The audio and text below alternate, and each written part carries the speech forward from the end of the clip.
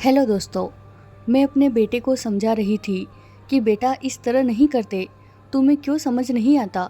मेरी बहू को आए आज 7वां महीना था, लेकिन उसकी बच्चों जैसी हरकतें मेरी समझ से परे थी। मेरा बेटा उससे बहुत प्यार करता था, इसी वजह से मुझे उन दोनों से कोई समस्या नहीं थी, लेकिन उसकी छोटी छोटी अजीब हरकतों ने मुझे झुंझला कर रख दिया था। अभी भी वह पानी से भरा हुआ मटका उठाकर किचन में ले जा रही थी, जबकि उसकी जो हालत थी उसे यह सब नहीं करना चाहिए था।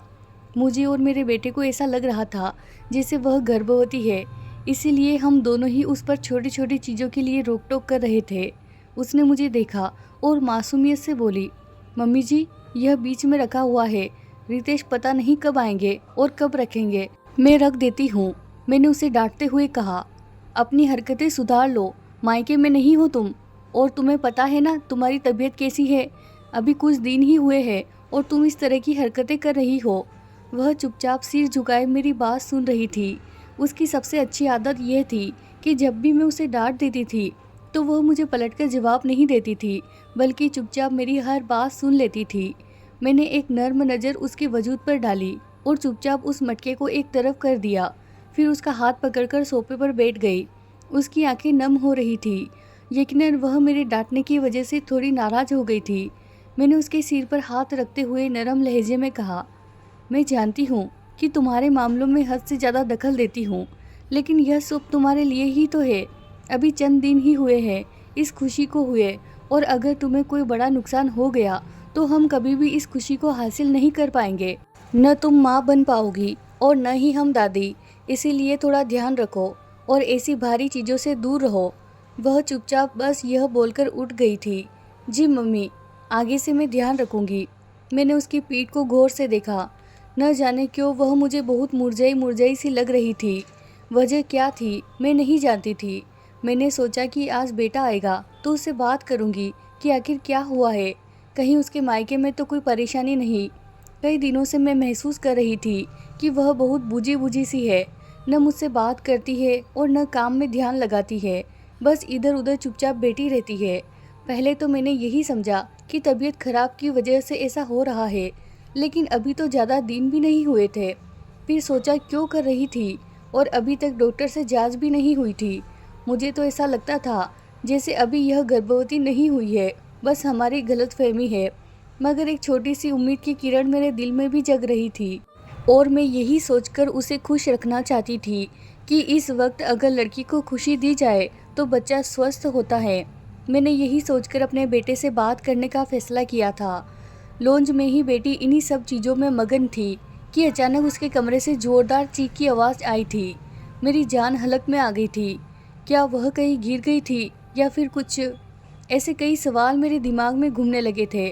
मैं भगवान का नाम लेती हुई उसके कमरे में भागी थी, और सामने का दृश्य देखकर मेरा दिल किया कि मैं अपना माथा पीट लूँ। वह कानों पर हाथ रखे बिस्तर के ऊपर खड़ी उछल रही थी, और कमरे में एक छोटा सा कॉकरोच आया हुआ था। मैं गुस्से से बोली, यह क्या बेवकूफ़ाना हरकतें कर रही हो तुम? लड़की, क्या तुम्हें मालूम नहीं तुम किस हालत में हो? बैठ जाओ नीचे। मेरे गुस्से से चिल्लाने की वजह से वह अपनी जगह पर ठहर गई और मुझे आंसुओं भरी निगाहों से देखते हुए बोली, मम्मी जी, वहाँ पर कॉकरोच है, और आप जानती हैं ना मुझे कितना डर लगता है। मेरा दिल किया कि मैं उसे 2 थप्पड़ लगाऊं। मैं गुस्से से बोली, वह छोटा सा कॉकरोच तुम्हें खा नहीं जाएगा। बेवकूफ़ा भरी हरकतें मत किया करो। कितनी बार तुम्हें समझाऊं? आने दो आज रोहित को, इस मामले का हल निकल ही जाए तो बेहतर होगा। मैं नहीं चाहती कि मैं रोज़ रोज़ की यह तकलीफ़ बर्दाश्त करूं। तुम्हारी तो बच्चों वाली हरकतें ही ख़त्म नहीं हो रही है। पता है किस हालत में हो तुम, इसके बावजूद ऐसी हरकतें कर रही हो। मेरा बस नहीं चल रहा था कि मैं अभी कुछ कर बैठूं। वह रोने लगी थी और मैं चुपचाप कमरे से बाहर आ गई थी। मैं अभी उसे चुप कराकर बढ़ावा नहीं देना चाहती थी। बढ़ावा देने का मतलब था उसे दोबारा उसकी मनमानी करने का मौका देना।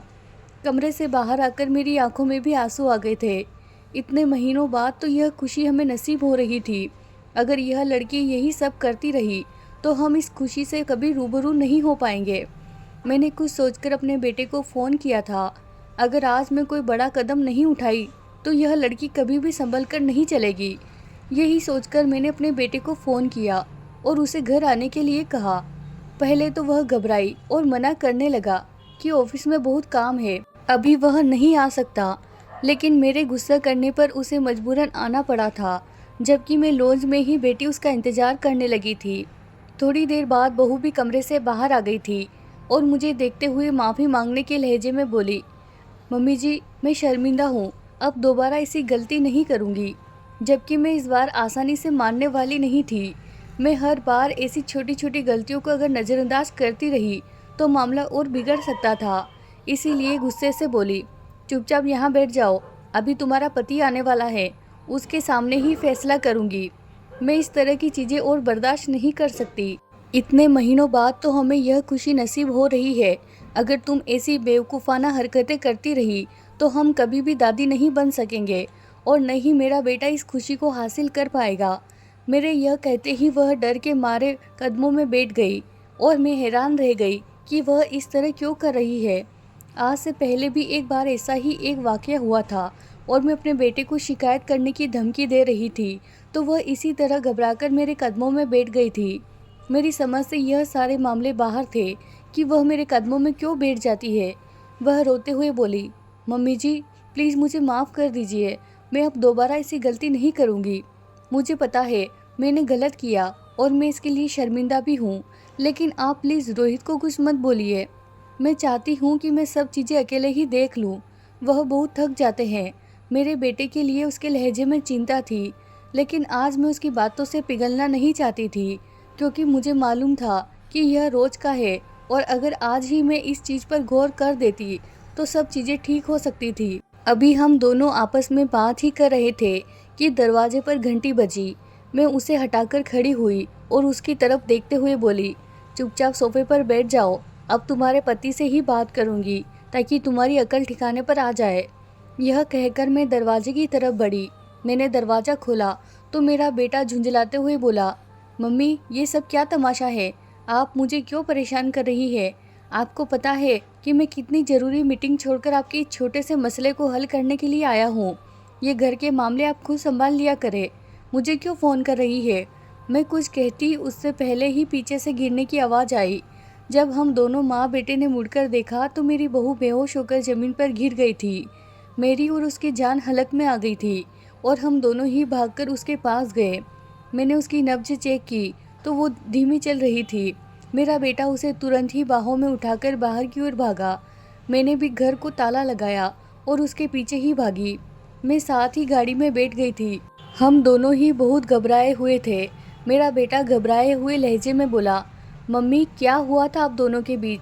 सब ठीक है? कोई बड़ी बात हो गई थी क्या? जबकि मैं ना में सिर हिलाते हुए बोली, नहीं रोहित, हमारे बीच इस तरह की कोई बात नहीं हुई थी कि यह अपनी तबीयत खराब कर ले। मुझे लगता है कि ये मेरी बातों से डरकर बेहोश हो गई। मेरा बेटा मुझे फटकार रहा था, जबकि एक पल के लिए मैं चुप हो गई थी। मेरे दिमाग में अजीब अजीब ख्याल घूमने लगे थे। मेरी बहू मेरे बेटे से इतना क्यों डरती थी? आखिर क्या वजह थी? क्या मेरा बेटा मेरी बहू को मारता पीटता था या फिर किसी चीज़ को लेकर उसे ब्लैकमेल करता था? ऐसे कई सवाल मेरे दिमाग में घूम रहे थे और मैं समझ नहीं पा रही थी। थोड़ी दूर चलने के बाद ही अस्पताल आ गया था और मेरा बेटा मेरी बहू को तुरंत ही अपनी बाहों में भरकर अस्पताल के अंदर भागा। मैं भी उसके पीछे पीछे ही थी। डॉक्टरों ने जैसे ही उसे देखा तो उसे तुरंत एडमिट कर लिया था। थोड़ी देर बाद ही महिला डॉक्टर ने हमें अपने केबिन में बुलाया और जो बात उन्होंने बताई उसे सुनकर हम दोनों के चेहरे पर खुशी की लहर दौड़ गई। जैसा मैं और मेरा बेटा सोच रहे थे वही हुआ था। मेरी बहू गर्भवती थी और जल्द ही हमारे घर में छोटे बच्चे की किलकारियाँ गूंजने वाली थी। लेकिन एक बात और जो डॉक्टर साहिबा ने कही वह सुनकर और मेरा बेटा दोनों ही परेशान हो गए थे। वह हमें देखते हुए बोली, आपकी बहू को कोई बड़ी टेंशन है जिसकी वजह से वो कमज़ोर होती जा रही है। अगर वह कमज़ोर होगी तो बच्चे की सेहत पर भी असर पड़ेगा। इसीलिए जितना हो सके उन्हें सभी टेंशन से दूर रखें और उन्हें खुश रखने की कोशिश करें। डॉक्टर और भी बहुत सारी बातें बोल रही थी, जबकि मैं एक अजीब सी उलझन में पड़ गई थी। मैं हद से ज़्यादा अपनी बहू और बेटे की ज़िंदगी में दखलंदाजी करती थी। यह बात तो सच थी, लेकिन मैंने आज तक अपने बहू बेटे को अकेला नहीं छोड़ा था। हाँ, मैं उनकी ज़िंदगी में बहुत घुसती थी, लेकिन अपने बेटे और बहू दोनों के साथ ईमानदार थी। उनसे बहुत प्यार करती थी। उन दोनों के सिवा मेरा कोई नहीं था। यही वजह थी कि मैं चाहकर भी उनके कमरे में दखलंदाजी से खुद को रोक नहीं पाती थी। घर आने के बाद भी मैं काफ़ी परेशान थी। मेरे बेटे ने रास्ते में कई बार मेरी बहू से पूछा था कि वह किस टेंशन में है। अगर उसके मायके में कोई परेशानी है तो मुझे बताओ, मैं हल करने की कोशिश करता हूँ, लेकिन तुम इस तरह से परेशान न हो। मैंने कई लड़कियों को देखा है कि जब यह खुशी मिलती है तो हर लड़की का चेहरा खिल जाता है, खुशी के मारे उसकी हंसी नहीं रुकती है। लेकिन मेरी बहू के चेहरे पर एक छोटी सी मुस्कान भी नहीं आई थी, बल्कि जब उसे यह पता चला था तो वह और भी मुरझा गई थी। आखिर क्या वजह थी? यही सोच सोच कर मैं अधमरी हो चुकी थी। थोड़ी देर के बाद ही हम घर आ चुके थे। मैं अपनी बहू को बहुत एहतियात से घर लाई थी और उसे कमरे में बिठा दिया था और सख्ती से कहा था कि अब तुम कोई भी भारी सामान नहीं उठाना, ज़्यादा उछल कूद नहीं करना और ज़्यादा काम करने की भी ज़रूरत नहीं है। मैं तुम्हारा ध्यान रख सकती हूँ और तुम भी अपना ध्यान रखने की कोशिश करो। जबकि मेरी बहू तुरंत बोली थी, नहीं मम्मी जी, आप क्यों करेगी? मैं अभी ज़िंदा हूँ, आपकी सेवा करना मुझ पर फ़र्ज है, आप पर नहीं। मैं उसके सिर पर हाथ फेरते हुए बोली थी, तुमने हमें इतनी बड़ी खुशी दी है जिसकी कोई हद नहीं है। कुछ महीने बाद तुम्हारा ऑपरेशन होगा, तुम हमारे खातिर इतना दर्द सहोगी तो हम तुम्हारी थोड़ी सी सेवा कर सकते हैं। मेरा मन कर रहा था कि मैं अपनी बहू का हाथ चूम लूं। मुझे इतनी खुशी महसूस हो रही थी जो मैं शब्दों में बयां नहीं कर सकती थी। मैंने उसका माथा चूमा और अपने बेटे से कहा कि रात भर अपनी बहू का ध्यान रखना, उसे जरा भी परेशान करने की जरूरत नहीं है। तुम्हारी बहुत गंदी आदत है, रात में उठकर पानी पीते हो और वह भी ताज़ा पानी, जग में रखा हुआ पानी तुम बिल्कुल नहीं पीते। अगर तुम्हें किसी चीज़ की ज़रूरत महसूस हो तो मेरे पास आ जाना, चाय कॉफ़ी पानी किसी भी चीज़ की मैं उसे पूरा कर दूंगी, लेकिन उसे आधी रात जगाने की ज़रूरत नहीं है। यह कहकर मैं कमरे से बाहर आ गई थी। अपने कमरे में आने के बाद मैंने तुरंत भगवान का धन्यवाद किया था कि उसने मुझे इतनी बड़ी खुशी दी थी। मैं भगवान से प्रार्थना है कि भगवान बहू मेरी सही सलामत रहे और वह एक सेहतमंद बच्चे को जन्म दे। मेरी आंखों से लगातार आंसू बह रहे थे। थोड़ी देर तक भगवान जी के चरणों में ही बैठी रही और अपनी बहू और अपने बेटे के आने वाले पोता या पोती के लिए भगवान से प्रार्थनाएं करती रही। फिर उसके बाद मैं बिस्तर पर लेट गई थी और कुछ ही देर बाद गहरी नींद में खो गई थी। अगले दिन जब मैं जागी तो मुझे किचन से खटपट की आवाज़ें आ रही थी। क्या मेरी बहू किचन में काम कर रही थी? यह सोचकर ही मुझे गुस्सा आ चुका था। हालांकि मैंने उसे सख्ती से मना किया था कि अब तुम कोई भी काम को हाथ नहीं लगाओगी। जब तक मैं जिंदा हूँ मैं अपने बच्चों को खाना पकाकर दे सकती हूँ, और वैसे भी अब उसकी तबीयत ठीक नहीं थी। यही सब सोचकर मैं अपने कमरे से किचन में आई थी और मेरे सोच के ठीक अनुसार मेरी बहू आटा गूंद रही थी। यकीनन वह नाश्ता बनाने की तैयारी में थी। मैंने उसे तुरंत डांटते हुए कहा, पायल, कितनी बार कहा है तुमसे कि बस कर दो बेटा, जब तक तबीयत ठीक नहीं हो जाती तब तक तुम कोई काम मत करो, तुम्हें किचन में आने की ज़रूरत नहीं है। वह तुरंत बोली, नहीं मम्मी जी, मैं आपको इतनी तकलीफ़ नहीं दे सकती, मैं अपने लिए और अपने पति के लिए तो बना ही सकती हूँ। जबकि मैं तुरंत उसे टोकते हुए बोली, अगर मैं अपने लिए बना सकती हूँ तो तुम दोनों के लिए भी बना दूंगी। फिलहाल छोड़ो और अपने कमरे में जाओ। मैंने उसे ज़बरदस्ती किचन से बाहर निकाला, लेकिन न जाने क्यों मुझे अजीब सा महसूस हो रहा था। वह बर्तन छोड़ना ही नहीं चाहती थी, जबकि पहले ऐसा नहीं था। हमेशा मैं उसे कहती थी कि बेटा ये काम कर लो, मुझे ये बना दो, लेकिन अब वह ये सब क्यों कर रही थी? क्या उसके मन में कुछ और चल रहा था? मैं एक अजीब उलझन में थी, लेकिन मैं किसी भी चीज़ को दिल पर लेना नहीं चाहती थी। समय धीरे धीरे बीत रहा था। उसकी उल्टी सीधी हरकतें अभी भी चरम पर थी, जिसे मैं डांट डपट कर छुड़वाने की पूरी कोशिश कर रही थी। आज दोपहर में भी वह ज़बरदस्ती सोफ़े की सेटिंग चेंज करना चाहती थी और मुझे पता था इसके लिए वह वज़न उठाएगी, घसीटेगी और उसमें कुछ भी गलत हो सकता था। मैं तुरंत ही उस पर गुस्सा हो गई थी। वह रोने लगी थी। छोटी छोटी बातों पर वह अब चिड़चिड़ी हो रही थी और हद से ज़्यादा भावुक। इसीलिए मैंने उसे बहुत प्यार से समझाया और थोड़ा डांटा भी। वह चुपचाप अपने कमरे में चली गई थी, लेकिन मुझे बहुत अजीब लग रहा था। आज खाने की मेज़ पर भी उसने मुझसे और मेरे बेटे से कोई बात नहीं की थी। मैं इन्हीं सब चीज़ों को सोचते हुए सोई थी। इसी वजह से आधी रात को मेरी आँख खुल गई थी।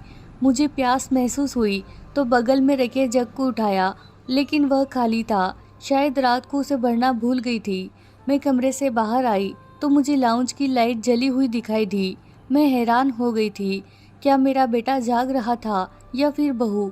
यही सोचकर मैं लाउंज में आई थी और सामने बैठी हुई अपनी बहू को देखकर हैरान रह गई। वह टीवी पर कोई सीरियल देख रही थी, लेकिन हैरान मैं उसके टीवी देखने पर नहीं थी, बल्कि हैरान इस बात पर थी उसका ध्यान टीवी पर कम बल्कि बाहरी दरवाजे पर ज़्यादा था। वह बार बार बेचैन होकर बाहर के दरवाजे की ओर देख रही थी, जैसे उसे किसी का इंतजार हो। रात के इस वक्त उसे किसका इंतजार हो सकता था? मेरी समझ से यह बात बाहर थी। क्या वह हर रोज इतनी देर तक जागती थी? मैं तुरंत उसके पास पहुंच गई और उसे गुस्से में बोली, पायल, ये क्या तरीका है? रात देर तक तुम क्यों जाग रही हो? मेरे कहने की देर थी कि वह डरकर अपनी जगह से उठी थी। डर के मारे उसके हाथ में पकड़ा रिमोट भी नीचे गिर गया था। वह मुझे देखते हुए बोली, माफ़ी चाहती हूँ मम्मी जी, मुझे नींद नहीं आ रही थी, इसीलिए यहाँ बैठ गई। लेकिन न जाने क्यों मुझे कुछ और लग रहा था। वह बार बार दरवाजे की ओर देख रही थी। मैं उससे यह सवाल भी करना चाहती थी, लेकिन वह टीवी बंद करके अपने कमरे में चली गई थी और मैं एक बार दरवाजे पर नज़र डालकर अपने कमरे में आ गई थी। वह रात मेरी आंखों ही आंखों में कट गई थी। मैं कोई छोटी बच्ची नहीं थी जो इन हरकतों को समझ न पाती। उसका छोटी छोटी बातों पर डर जाना, हर काम में हाथ बटाना, सब कुछ बहुत अजीब था। और आज रात जो मैंने देखा वह भी मुझे थोड़ा घबराने पर मजबूर कर चुका था। मैंने सोच लिया था कि मैं कल रात भी देखूंगी, क्या मेरी बहू देर रात तक जागती है या फिर सो जाती है। यह सोचकर मैंने आधी रात का अलार्म सेट कर लिया था और आधी रात होते ही मेरा अलार्म बज चुका था। मैंने तुरंत उसे बंद कर दिया था और अपने चारों ओर दुपट्टा लपेटकर बाहर आई थी। मेरे सोच के बिल्कुल ठीक मुताबिक वह लाउंज में ही बैठी टीवी देख रही थी। रात में वह कोई सीरियल देखती थी या फिर कोई और बात थी, लेकिन अचानक ही वह अपनी जगह से खड़ी हो गई थी और अपने कमरे में चली गई थी। मैं समझी कि शायद ड्रामा देख रही होगी। मैं अभी मुड़ती उससे पहले ही वह कमरे से बाहर आई थी और अपने चारों ओर सफ़ेद चादर लपेटकर बाहर निकल गई थी। मेरा दिल बुरी तरह धड़क उठा था। वह कहाँ जा रही थी? मुझे कुछ समझ नहीं आ रहा था। उसने अपने पाँव में चप्पल पहनी थी और दरवाज़ा खोलकर निकल गई थी। मेरा दिल जोर से धड़क उठा था। यहाँ क्या हो रहा था? मुझे कुछ समझ नहीं आ रहा था। मैं जान गई थी कि मुझे ऐसे ही उस पर शक नहीं लग रहा था। जरूर कोई न कोई बात थी। रात के 3 बज रहे थे और मेरी बहू का आधी रात को घर से बाहर जाना खतरे से खाली नहीं था। मैं अपने बेटे को उठाना चाहती थी, लेकिन मैं उसे उठाने के लिए जाती तो बहुत वक्त हो सकता था। इसीलिए मैं खुद ही अकेले निकल गई थी। वह लिफ्ट से नीचे आई थी और सीधे रोड पर चलती जा रही थी। मैं भी उसके पीछे धीमी गति से चल रही थी। वह बिल्कुल अकेले रोड में चल रही थी। गाड़ियां न के बराबर थी। हर तरफ सन्नाटे का राज था। दूर दूर के कुत्तों को भौंकने की आवाज़ें आ रही थी, जो माहौल को डरावना बना रही थी। कहने को तो मेरी बहुत अंधेरे से बहुत डरती थी, कभी कमरे में अकेले नहीं बैठती थी, और आज वह सुनसान सड़क पर अकेले चल रही थी। यह चीज़ मुझे खतरे की घंटी लग रही थी, मगर मैंने अपने आप को काबू में रखा। वह चलती जा रही थी और मैं भी उससे थोड़ी दूर पर धीमे धीमे कदम बढ़ा रही थी, ताकि उसे मेरी मौजूदगी का अंदाज़ा न हो। कुछ पल की दूरी के बाद उसने एक सुनसान गली में मुड़ गई। मेरा दिल बहुत तेज़ी से धड़क रहा था। ना जाने क्यों मुझे कुछ अनहोनी का एहसास हो रहा था। वह पतली गलियों से होते हुए एक खंडरनुमा घर की तरफ मुड़ गई। मेरा दिल सूखे पत्ते की तरह काँप रहा था। क्या मेरी बहू कोई आत्मा थी जिसे मैं इंसान समझकर अपने घर में अपनी बहू समझकर रख रही थी? ऐसे कई सवाल मेरे दिमाग में घूम रहे थे। आधे रास्ते से लौटने का भी ख्याल आया था, लेकिन इतने करीब आकर मैं लौटना नहीं चाहती थी। मैंने यही सोचा था कि अगर मेरी मौत आज हो गई तो कम से कम अपनी बहू को इस तकलीफ से छुटकारा दिला दूंगी। यह नहीं तो फिर मैं उसे सवाल करूंगी कि तुम कहाँ जाना चाहती थी। उस खंडरनुमा घर में दाखिल होते देखकर मैं समझ गई थी कि इस पर कोई प्रेत आत्मा का मामला है, लेकिन मुझे मालूम ही नहीं था कि आज मेरी आंखों के सामने क्या आने वाला था। वह खंडरनुमा घर में दाखिल हो गई थी और मैं भी छिपते छिपाते अंदर चली गई थी। सामने का मंजर देखकर मेरे पैरों तले से ज़मीन निकल गई थी। मेरी हथेलियाँ पसीने से तर थी। मुझे अपनी आंखों के सामने अंधेरा महसूस हो रहा था।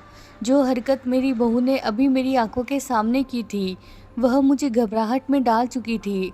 मैं खामोशी से बाहर निकल आई थी और बिना उसे भनक लगे घर आ गई थी। मगर मेरी हालत ऐसी थी जैसे काटो तो खून नहीं। मैंने कभी ख्वाबों में भी नहीं सोचा था कि मैं ऐसी औरत को अपने घर लाऊंगी जिसके सीने में दिल नहीं पत्थर है। वह जिस तरह कर रही थी, मेरा खौफ के मारे बुरा हाल हो चुका था। घर में तो वह बिल्कुल डरी सहमी रहती थी, लेकिन वहाँ का सोचकर मुझ पर कपकपी तारी हो गई थी। माता पसीने से तरबतर था। थोड़ी देर बाद ही घर का दरवाज़ा खुला और वह अंदर आ गई।